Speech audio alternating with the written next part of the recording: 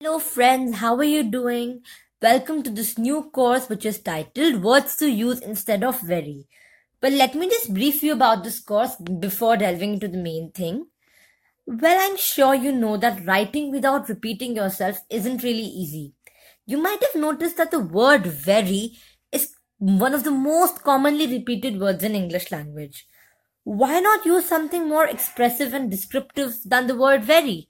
Well, believe me, there are tons and tons of words which you can use instead of very something. So this course will help you replace the word very with a much more descriptive and expressive word, thereby enhancing your speaking abilities and writing abilities. This course I would specially recommend to the writers, and believe me, each and every one of us is a writer today. How? With the new media coming into picture, WhatsApp, Facebook, Instagram, we either write captions or we chat or we write comments or we present our opinions. So in that case, you have to be well aware of writing. So this course will help us diverge from the mainstream path of using common words like very and learn some new words which will enhance our writing style. We'll be covering 5 words per lesson so that it's easy for you to remember the words, and I'm sure you'll learn a lot from this course. So before we actually start, let me introduce myself. I'm Amirtha Devarajan, a student of English literature from Delhi University. You can follow me on Unacademy at this given link and feel free to contact me. And don't forget to rate, review, recommend, share and comment on my videos. Please do that for me and provide me with your valuable feedback. Okay, so let's start with the word very afraid, which is often used. We often say that I'm very afraid of ghosts, I'm very afraid of thieves, I'm very afraid of this, I'm very afraid of that. You sound so basic when you use very. We don't even notice that. Even I'm sounding very basic when I'm saying these sentences. So, well, we can use the word fearful instead of very afraid. Now, you might be inquisitive whether this word fearful is strong enough to express the emotion which we try to express through the word very afraid. Well, it is more than that. It is more expressive than the word very afraid. When we say fearful, that means full of fear, fearful. So it is quite, or I should say, a lot more expressive than the word very afraid. Look at the picture of this cat. It's fearful, not just very afraid. So use the word fearful instead of very afraid. Let's read out examples. Sarah is very afraid of the ghosts. Sarah is fearful of the ghosts.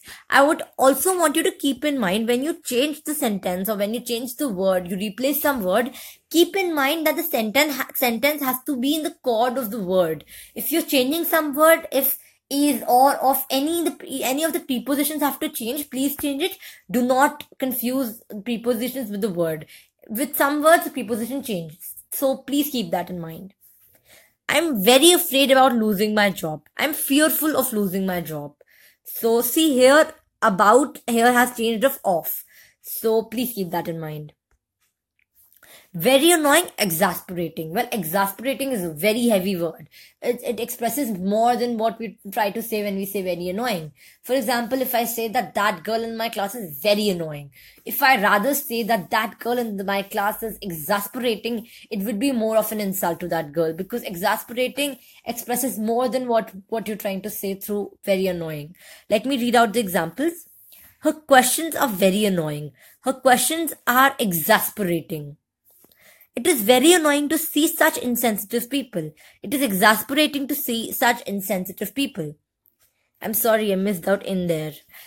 Okay, so keep in mind that the word exasperating expresses annoyance to another level. So it will help you express better. So keep this in mind. So look at this little smiley. So it is exasperated.